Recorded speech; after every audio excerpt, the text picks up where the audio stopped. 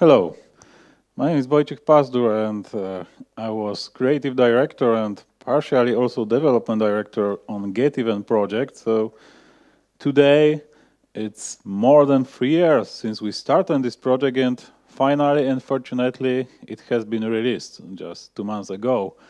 So today I will have one of my presentation that I have been showing many times during this 3 years. However, this time, this presentation is adjusted. It's more like the summary of the project and summary of how we have been working on it, not how we planned to do it. Because like 2 years ago, I had a presentation that I used to pitch the project and to explain people what this project is all about. So what we will focus on today is how GetEven tried to play with the borders of reality and fiction into the video games. So let's start. So first of all, we have figured out the tagline for this game that was using the word, what is real? Like this is the main question that are being asked constantly during the game, and it's very important throughout the story, throughout the stylization of the game. And why is that? Originally, we came with idea of this project like, okay, let's make immersive game. Why immersive? Because we have been doing the other kinds of game, like mostly first-person shooter for more than 10 years. But unfortunately for us, at the moment when we started this project, there was not a good moment to start another first-person shooter project because the market was very saturated then, and we couldn't expect that another first-person shooter project could sell well. So we tried to go somewhere else. And I was personally always involved into the storytelling. I was always into the making, let's say, trying to make a deep stories within the game. So we wanted to create an immersive story. And that means that for me personally, video games are another medium over the books, over the movies, over the pictures. So in my levelization of this medium is like the book is not very immersive. Reading the book as the medium itself, you need to imagine everything in your head. Picture is a bit more immersive because looking at the picture, you may feel a bit like you are experiencing this world shown on the picture. Movie is more immersive because when you watch the movie, you feel sometimes like you are part of the action. And the video game, using this kind of simplification, is allowing you for even higher level of immersion and interaction because you are playing with the world. You are part of this world, or you are simply element of interactive and storytelling within the world. So I believed it could be cool to play with this reality border between player and the game. Like sometimes you feel like you are hero of the game. Sometimes you feel like you are yourself, your own personality going into the game. And especially because virtual reality appeared on the market like 2013, and we have been very interested into the virtual reality subjects. So we decided that, among others, we make games about the virtual reality, about using virtual reality to travel to alternate worlds or to alternate realities, and to playing with the border what is real and what is not real. So first we started with the visuals.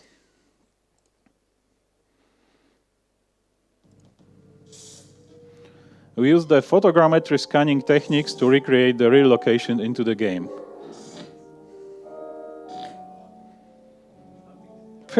Okay, how to do it? I will try. I believe this is because you use extended mode. Yes, I will do this. Sorry, moment. Let's start again.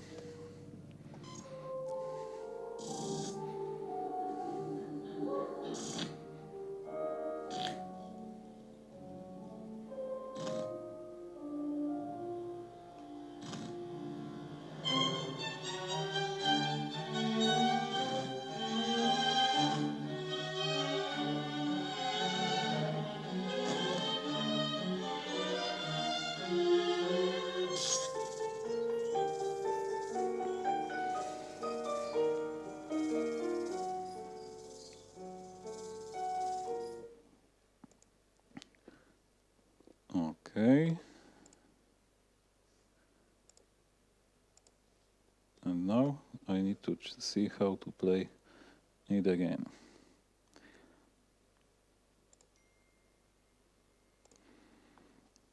So we are thinking we can make a game that blurs lines of someone between reality and fiction, both on the relation between the game and player, and also inside the game throughout the story. Like you got different realities and you got different alternate worlds that are. There is some physical theory that there is unlimited number of alternate realities that looks exactly like our reality. They just differ with some elements. So this is something what we wanted to create and to play with the meaning of reality. We wanted to create our reality as believable as possible. It doesn't really need photorealistic. It mostly meant that we want some elements of the game to feel as real or even more real than most of the video games felt, because in the most of the video games we are getting used to the stylization of the video games. Like most of the world is quite perfect, most of the world is quite edgy, quite curvy. Everything is modeled and polished without elements of disturbances that appear in the real world. So our idea was, okay, let's try to play with something that will feel more real than most of the video games. And that was the beginning. In 2011, this model is very significant because I started to play with photogrammetry and with scanning, and this plastic dog was the first subject of 3D scanning that we tried to move the real reality into the game with all imperfection of these models, like the small wrinkles, like the small dots that may be not very visible here, but anyway, that was the first model ever scanned inside my house by me. Then we moved to work in the company on building the a bit more sophisticated scanning installation. Yeah, that's me, 2013, I guess. We have been building the installation that consisted 115 digital cameras to allow us to very precisely scan different scales of objects, especially characters. And then we moved to have this installation done, and then we have been using it for scanning 3D characters. Besides of this, we have been also scanning 3D environments, and I will play you a short movie now just to show you a bit of how it worked.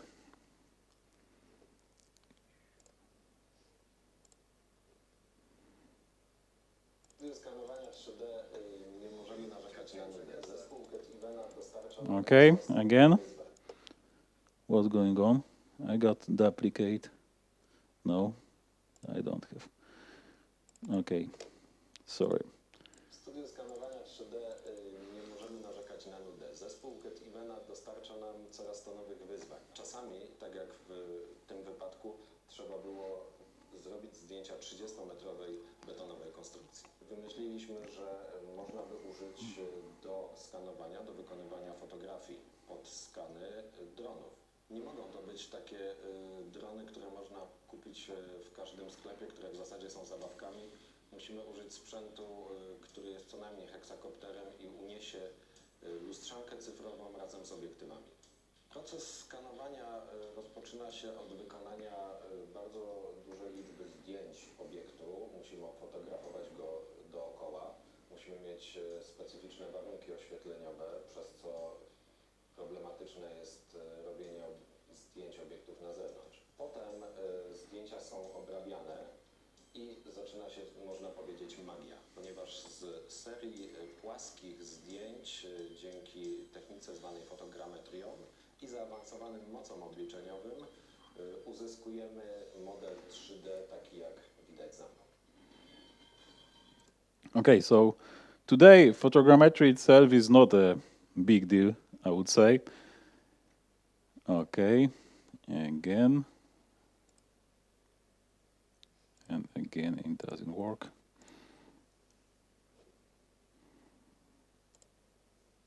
I think I will be more limited with the movies. Sorry.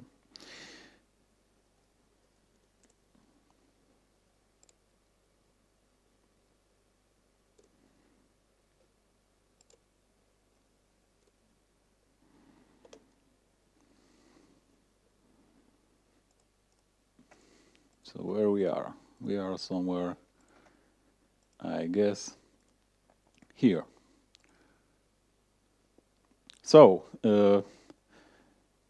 we are not the first who use fotogrametrija, and today is quite popular technique. However, we believe we are still the team that use the photogrammetry on the biggest scale from all the teams that are using this technique. Because most of the video games team using photogrammetry for scanning characters or for scanning props, we still try to expand the scope of what we can do, what we can recreate from reality throughout the huge scale objects, including the, as you have seen, big buildings, including the terrains, including the rooms, and so on. Unfortunately, I don't have time to talk a lot about this. However, from perspective of this presentation, the most important thing is that we have been using 3D scanning to give you a very specific feel of playing with the reality inside the game. But let's move to the beginning of the project itself and what mattered the most, meaning the story and the reality meaning. So, 2005 or 2006, I watched a movie called The Butterfly Effect. I guess many of you have seen these movies. And what was the most important and interesting thing in this movie? This movie, if you know it, tells the story of the guy who has ability to go back to his past by exploring his own memories. So whenever he screws something, he reads his diary and he goes back to the moment in time that previously he did something wrong, and he tries to fix the past by going back in time. So first thing that touched me after watching this movie is that basically this movie is using the mechanics from the typical video game, because when we play video game, whenever we screw, like we die or we fail at solving some puzzle, we usually replay the sequence. Sometimes games is pushing us to do so. Sometimes we are reloading the save and we are thinking, okay, we'll be smart, we'll do something like this again, but we'll do it better. So I figure out that this story actually, this kind of story is actually better shaped to be told as the video game, because in the movie, which is basically linear, we still know that no matter what happens, the sequence of another time loops will be linear. But in the game, by going back into the time, but changing your previous decision and doing something differently that you did before, you can create the alternate reality and you can create the alternate paths. Because in the game can happen something what we call branching. Branching means that your game story can follow different direction. Of course, in the small game, like more indie game than AAA game like we did with Get Even, there's not like we can control everything in the world or we can change everything within the story. But still, we are making a decision as a player or as the main hero of the game, because the game is part of the interaction. And by this interaction, by choosing different paths, we can create different outputs. And by creating different outputs, we can check different version of the reality. But at top of it, we can go back and not in natural way. In case of Get Even, we can explore another paths and check what was going on. So that was first thing about Butterfly Effect that was touching. And second thing was that this story was quite dramatic. It was quite emotional. And it was showing us that most of decisions in our life are taken when we don't know what will be the output. So that was another thing that was important, at least to me, that usually when we are growing up, we are thinking not just about our future, but we start to think about our past. When we are kids, we usually think, okay, all the future is in front of us. Anything can happen, everything can happen. So we don't care what was a year ago, 5 years ago, 10 years ago, because there is nothing interesting that we could change when we are kids. But we are growing up, when we are becoming mature, the more we are older, the more we are thinking, okay, maybe I did some decision in my life that made me do something wrong, okay? Let's say that if I could go back in time, I could, for example, let's say buy Google shares when they were cheap. And today I would be the richest guy in the world. Or I could not become a game developer and then maybe I could live happily life, and so on. So anyway, I'm kidding about the second, but you can imagine that when you have 10 years, 15 years, 20 years ago, you usually don't think this way. But when you become a bit older, 25, 30, well, it can change for anybody. You start to think about your decisions, and you start to figure out that most of your life decisions you made when you were not aware of the consequences. And then you may think, okay, maybe I could do something differently. And this is the core fantasy of Get Even, like what we could do if we go back in time and choose another path for our lives. So, what makes the story of Get Even anyway? For good story, there is always needed a conflict. This is actually not typical for Get Even. This is the elementary of every storytelling, that you need to create a conflict. And in case of Get Even, we also wanted to create a drama. We didn't want to go fun. We didn't want to go into the jokes or soft kind of story. We wanted, for some reasons, we wanted to create an emotional, dramatic, and deep story. And what I believed would be the important of the creating the emotional responses from the player was to play with the biggest fear and play with the biggest dream that we could have, possibly. Of course, every one of us can have different fear and different dreams, but as I said, for me, the biggest dream would be if someone asked me if I could go back in time and change different things that would make me the same person that I am today, but in some different situation that I am today. And talking about the biggest fear, I will go back to it a bit later. The borders of reality, as I explained, we wanted to play with switching through different realities, including the reality between the player, as the person who is sitting in front of the computer, and the game world. And then we raise an important question. First, how to incorporate a conflict into the interactive story? Because we wanted this story to be interactive. I believe personally that if you have to play the story with the video game, that it should be the story that is not very well crafted for the other mediums. Like the stories from books doesn't transfer well to the games. Story from the movies doesn't transfer well into the games, because this medium has a different ways of creating emotions and different way of creating immersion. So in Get Even, we wanted to create story that would be very, very interactive, meaning that if you play with the story, that your play with the story has some significance. And then, if you have a conflict, actually, in the game, it's quite easy.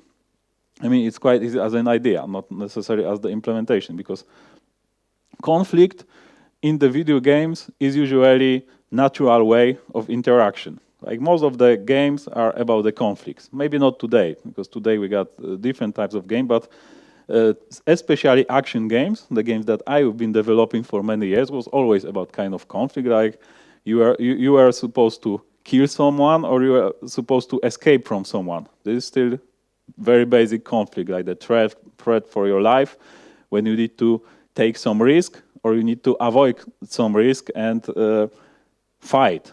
So we have incorporated a conflict into this story in this way that we have created two campaigns.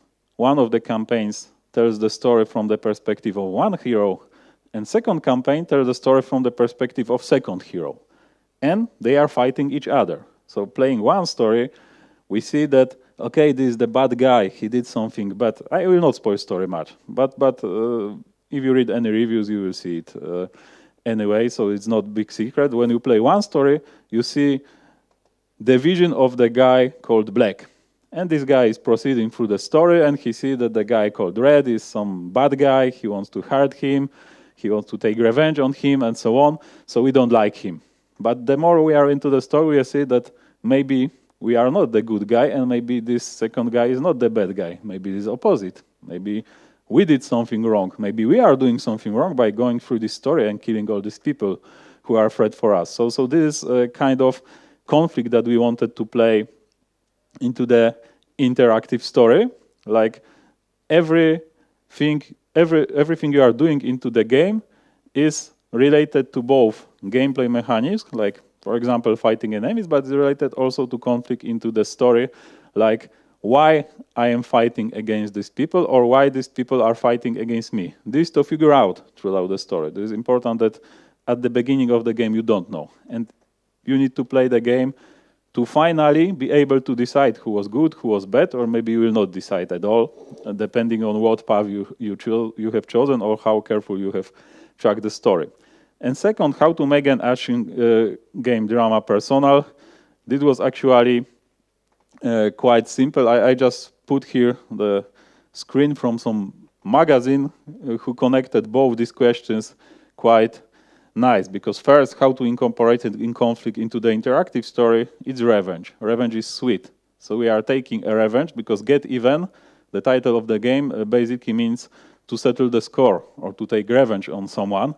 And you can, taking the simplification, you can tell the get even a story about the revenge between one guy and another guy. But second, how to make an action game drama personal, this is touching the question from the previous slides, what is the biggest fear? For me, since I became a father, the biggest fear is that someone could hurt my kids. It's normal, actually. Some of you are probably parents already. If not, that you can be sure that after you will become a parent, then you stop to be afraid of zombies, aliens, or war on the other continents. You usually take care only about your family, and if you have some nightmares, then these nightmares could be, at least in my opinion, combined to the fact that if someone would happen to my family and I couldn't help her, that would be the worst thing in my life. That was the element of the creating personal drama and personal thing in this story. But of course, creating the personal story can also be done in different ways. So I became one of the hero of the game, the bad guy that is killing the other guy. So I made good friends during development of the game, a lot of good friends. So there's actually a lot of interesting personalities and a lot of interesting personal story in the Get Even that I will not be able to fully describe. Anyway, making game with playing with the personal relationship between different people was kind of fun. But let's move again to the conflict. So we wanted to blend conflict from gameplay mechanics to storytelling and other way around. So as I mentioned, we created 2 campaigns. In every campaign, you are fighting against the hero of the other campaign. And you are figuring out who is good guy, who is bad guy. Maybe they are both good, maybe they are both bad. It's for you to figure out. And second things that is also important, that obviously conflict, if you want your story to be deep, then it's not just external conflict, as I would call it, like I need to fight with this guy, or this guy wants to hurt me, or this guy wants to hurt my family. There's also internal conflict, because in every good story, and this is also elementary of the storytelling, the main hero is going through some kind of internal transformation. After the story, he is a bit different person that he was at the beginning of the story, because he is somehow developing himself, he's going through some obstacles, and at the end of the story, usually he goes to some state of balance, but with all the load of emotion and experiences that makes him a different person. So internal conflict is also an important part of Get Even, because we wanted player to develop the internal conflict of the main hero. When we start the game, we don't know basically anything about main hero. We are just somewhere and we need to do something. We don't know why the guy is there. We don't know what he has to do exactly or why he's doing this kind of thing. We wanted to synchronize knowledge of the player with knowledge of the main hero. And then we use the cheap motif of amnesia, like in many different stories, but in this kind, we use it very purposely to remove all the knowledge from the main hero and to make main hero gaining knowledge in the same rhythm as player is gaining knowledge to make them more synchronized. And then as I mentioned, we are playing with the player sympathy for both sides of the conflict. Like we are showing all sides of the conflict like the human beings. So they have their weaknesses, they have their strong points, they have their weak points. They are doing good and they are doing bad things, exactly like we do, like we all do in our lives. Of course, they are more extreme kind of persons, so they are doing more extreme things that we are usually doing. But the overall idea is that if you want to make them real persons, real humans, so we cannot make anybody perfect, and we cannot make everybody really, really, really bad. And we are using both sides of the conflict to make player feel and engage, because we wanted to play with this feeling that I need to finish the game to figure out who was really good guy or who was really bad guy. And now, if my computer will help me, I will try to play again some other movie. Let's check if it works. Peggy 16. Okay, I know.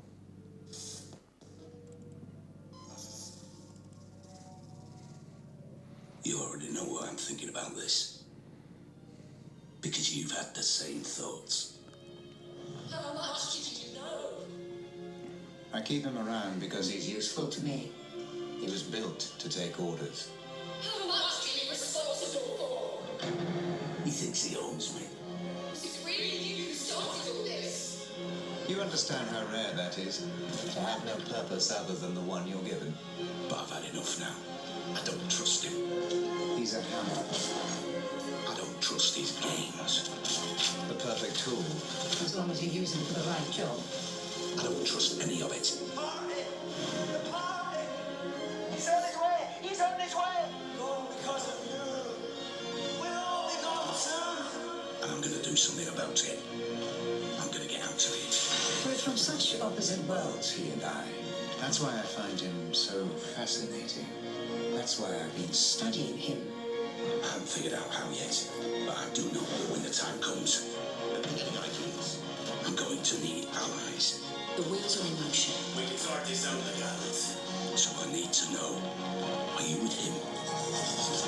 Or are you with me? He's a simple creature. He just needs an objective.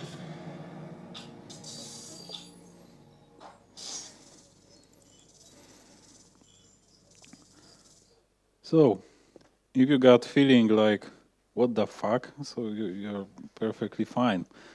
Actually, okay, again, I need to play a bit with my computer. And it won't be easy. But, yeah, I already have an idea. Yeah, that will be next fun part.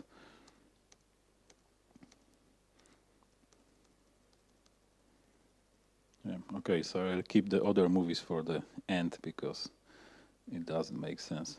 So there will be a bit of talking and photos, and then I will show you some movie materials, because otherwise there will be a problem.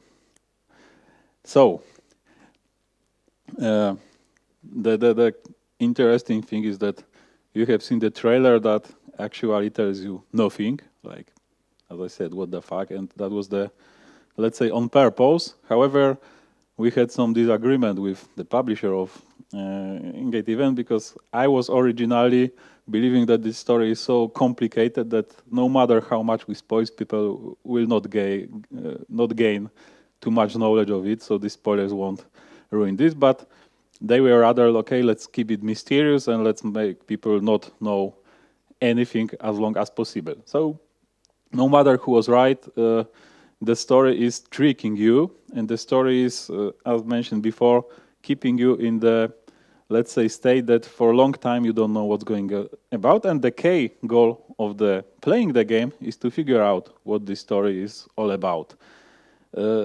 Interesting thing maybe also that we have hired 2 writers from Great Britain who has been originally writing the script for a TV series that was related to playing tricks on people's minds. Like they were going over the street and they were persuading people that, for example, aliens has attacked Earth. They were tricking people into believing that there's some situation that doesn't happen. It was more like mind tricks from the illusionists. That they were actually working with one of the most famous British illusionists to play on people's mind and to cheat people and to make people believe in the things that are not real. So these guys was really good for writing this story, and even if I'm not 100% happy of every element of Get Even, that I can honestly say that story is crafted really well.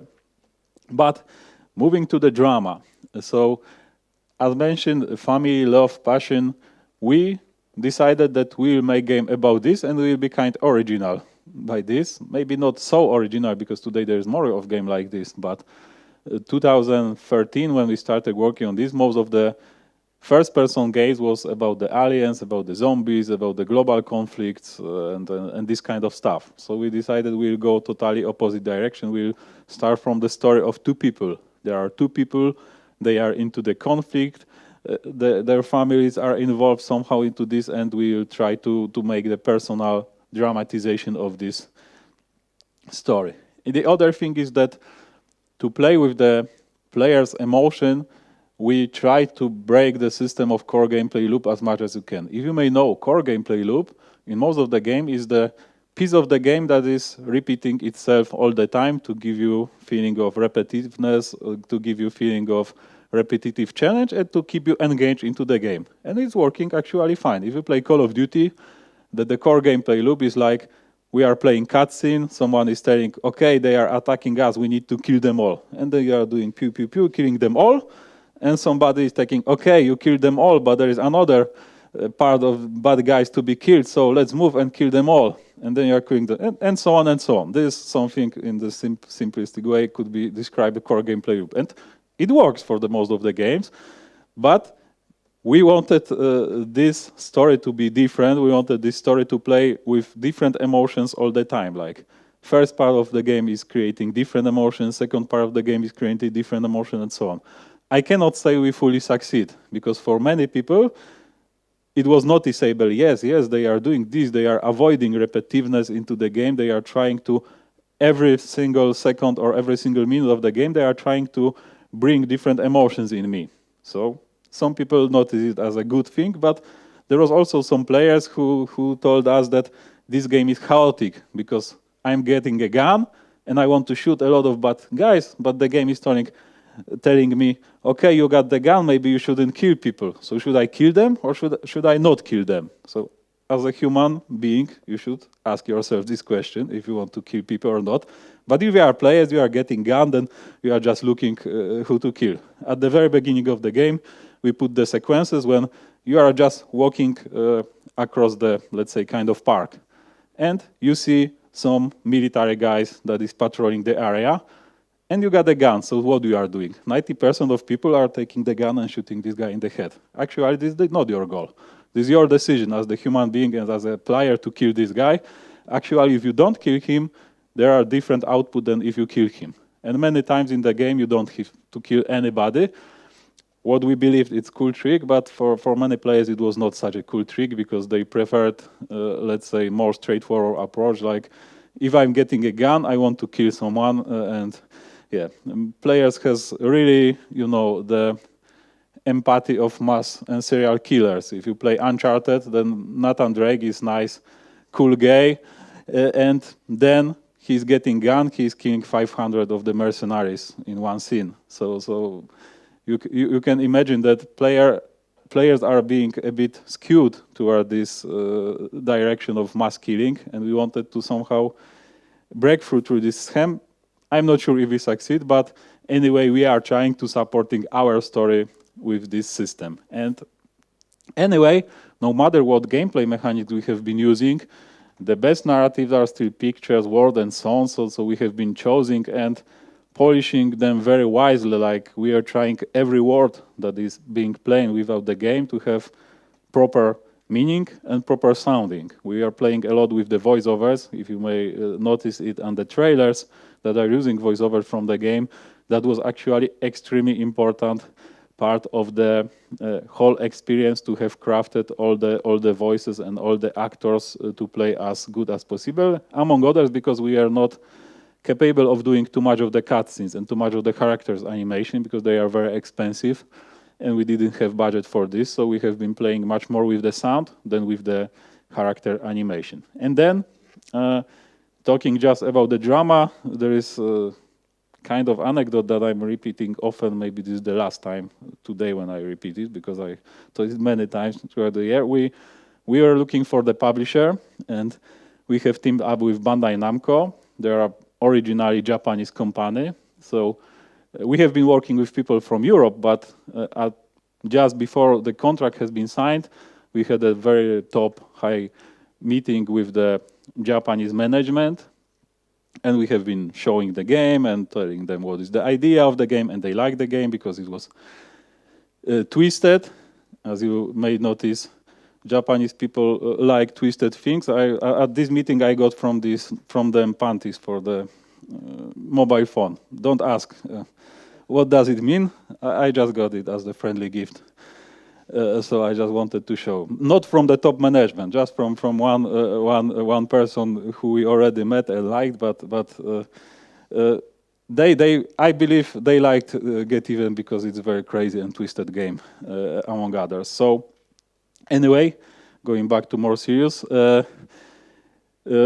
we had meeting with these Japanese guys, and one of the top executives, after the meeting, when everybody dismissed, he approached me and he asked me, okay, but what do you want from telling the story? Why do you want to make this game? So I was, of course, on the marketing run like this, so I started to telling, as I should be, that we want to create a great product, we want to sell millions of copies, we want to create a new brand, and so on and so on. And he told me, no, cut this bullshit. Tell me, why do you want to make this game? And then I had few seconds just to figure out the answers. So I told me, okay, I want people to cry after playing this game. And he just looked at me and he said, okay, so you got the deal. Of course, this anecdotic version was a bit different in words, but generally, they really wanted us to believe that we can create the dramatic story, because they knew the dramatic story will be the key element of this game, and the graphics, the visuals, the world setting, the shooting, and so on. We knew that we are too small company to create AAA game, so we had to focus on one element, and this one element was the story.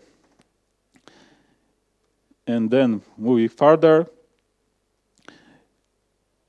I think, I will go to this a bit quicker because the time is running out. So, fears and dreams. I already told you that I put something like my personal biggest fear as the, let's say, core of the story. But okay, I was crafting this story, so I could do this. I have this possibility, but of course, this is not a game for me. This is a game for the audience, for the people who are interested to the game. So, of course, we cannot just use one trick and one fear and one dream as the key element of the everything, because the game takes like 10 hours. So we need to play with different elements. So we are trying to put other elements inside the game that are also touching the fears and the dreams of the people who are playing the game. So first of all, talking about the fears, of course, we got the different threat, like someone is trying to kill us. We got threat of the disease. We got threat of the losing the job. We got threat of being chased. Even the environments you have seen, these dark, creepy, abandoned asylums and other places, they are also chosen to create impression of fear or impression of feeling a bit uncomfortable. The idea was that, okay, you live in some city, for example, in Vilnius, and if you will go 10 kilometers in any given direction, you will probably find some ruins, like urban ruins, the favorite places of urban explorers. And most of the people will never go to this place because they are afraid these places will collapse, and they are afraid that these places can be settled by some junkies or by some bandits or by some gangsters and so on. So we have been using these places that are close to us, but they are creepy and they are frightening for us. We have studied the stories of kidnapping, because the story of Get Even is, among others, about kidnapping the girl, and we have been finding out where the kidnappers could keep the hostages waiting for the ransom. So one of the locations has been chosen exactly because of the quality of being good place for hiding the hostages. By the way, at some point we have been a bit scared about when the police will come to our office and there's some kind of cyber police will track our Google search, and that will be squad, because there was where to hide the hostages, how to kidnap girl, how to kill somebody without leaving any traces, how to build the bomb at your home, and really, and we have been doing this these exercises all the time, but fortunately no one came. But anyway, we have been playing with this kind of fears, and we also be playing with some kind of dreams, even if they are not very noticeable. But for example, here you see the main hero is constantly using a kind of smartphone, and we believe the smartphone can be a cool way of interaction with the world, because today everybody is using a smartphone first, but second, this is the best super smartphone you could ever have, because this smartphone allows you to hack into the bank system. This smartphone allows you to run the satellite map of the all terrain, including giving you a picture from the satellite about your enemies. This smartphone allows you to connect to some database, analyzes traces, and gives you other endless possibilities that normally and theoretically your smartphone is not doing, but with proper software it could do it. So there was a lot of things that we are trying to play with to make this game and this story a bit closer to the player, and use them as the sticks and carrots to make people attracted or make people scared. So we unfortunately probably limited our audience by playing this major story, because again, this is not rather not a good game for teenagers. Not because it's very hardcore or because brutal or whatever else. We got age rating at 16, but we couldn't actually try to reach this audience, because this is more story about the adult, I mean really adult people, and this is the story about the things that most of the younger audience probably will not fully understand. And if this is the story-driven game, that it limits our audience. So I think I will skip this one, and then I will talk a bit about the barriers that we have approached. Because first of all, okay, everything what I told you was sounding great as the ideas, but when we moved to the implementation of the ideas, it was not so easy. Because actually it's easier to develop a game that is divided between the gameplay and the story. Like I mentioned, Call of Duty or Uncharted. You got the action part when you are climbing up or shooting enemies or doing puzzles, and then you got the story part when you are watching your characters talking or kissing or whatever. We try to avoid this division, and sometimes elements of action didn't connect well to elements of exploration and interactivity and storytelling, but most of them we have fought to let's say remove this barrier, but in some point I believe we could still improve in the next projects. Sometimes you don't understand your own project. This was the big problem since the very beginning of the project, that there was no clear reference how this game should look like. It's actually a big problem, because when we were working before on the game called Deadfall Adventures, Deadfall Adventures is Indiana Jones FPS, and that's all you need to know. Everybody understands the vision. Like you have first-person shooter, just you are a kind of Indiana Jones hero, so you are shooting mummies, you are solving puzzles, and so on. It's clear. You can describe the game in one sentence or two sentences. Everybody in the team understands. Everybody in publishing house understands the game. So we are fighting about the details, but the vision is consistent. But as you may imagine, what I told you already about Get Even still don't give you a full picture what this game is all about, and we got a lot of problems because many people in the team were doing different projects. Like some people were pushing more toward shooters, some people were pushing more toward the exploration, some people were pushing more toward the puzzle, and so on. And the technology and organization is always limit for your story, because we first ambitionally took this photogrammetry technique that later on costed us a lot of work on optimization. The team was growing up because the project was growing up. Initially, this game was supposed to be much smaller, but when publisher appeared, they believed that this game can be bigger, it can be released on many different platforms, not just PC, but also PC and consoles and so on. So the project started to grow up, and we had a lot of organization issues inside the project. And then the last but not least element was the story branching. The idea that I told you before, that you can choose different paths, and you can, by making different decisions, you can alter the story. This was actually the hardest part of implementing anything into the game, and it was very, very hard to work with this, and we had a lot of obstacles both on design and technology and organization to this. But we are trying to jump over obstacles. First is 80-20 rule that always works. I'm always repeating to the team and to anybody involved into the project that no matter how much you fight and no matter how you believe in your project, you will do 80% of your work in the last 20% of the time. So actually, most of the final story dialogues was written in the last 6 months of the project. Not because we didn't written them before, but because of changes in gameplay, we had to rewrite them and rewrite them again. For more than 2 years, game looked like a total shit, like it was awful and barely playable, and so on and so on. And this rule is quite typical for most of the games, that the last 6 months, depending on the scope of the project, but last months of the development are giving you the final quality. Because before you are prototyping, testing, analyzing, play testing, and so on, but you need to be most focused on the last stage of the production. But there is never too late for a fresh idea.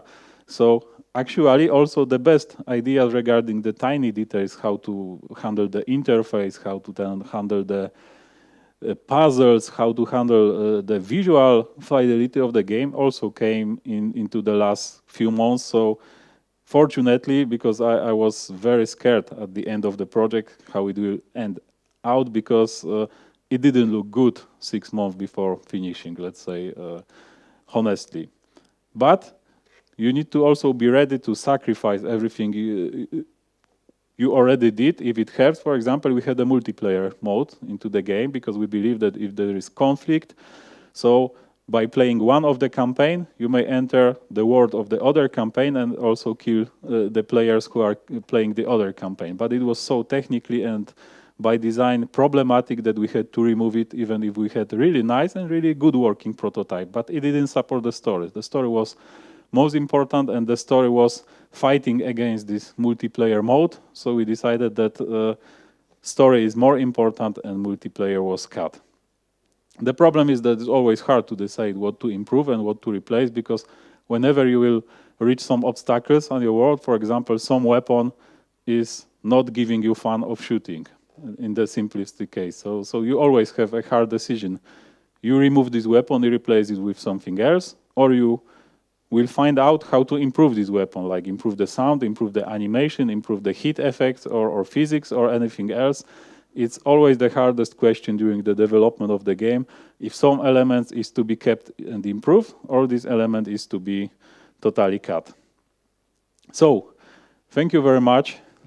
And if you got any question, I think we still have like 2 minutes.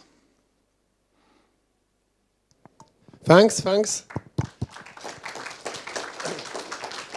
That's very, very impressive. Any questions? Everybody is amazed, I guess, and scared to even ask anything. So, yeah, talk to Wojciech. Yeah, I will be there. Still some time today, and We are moving to another presentation in a couple minutes. Please don't run away.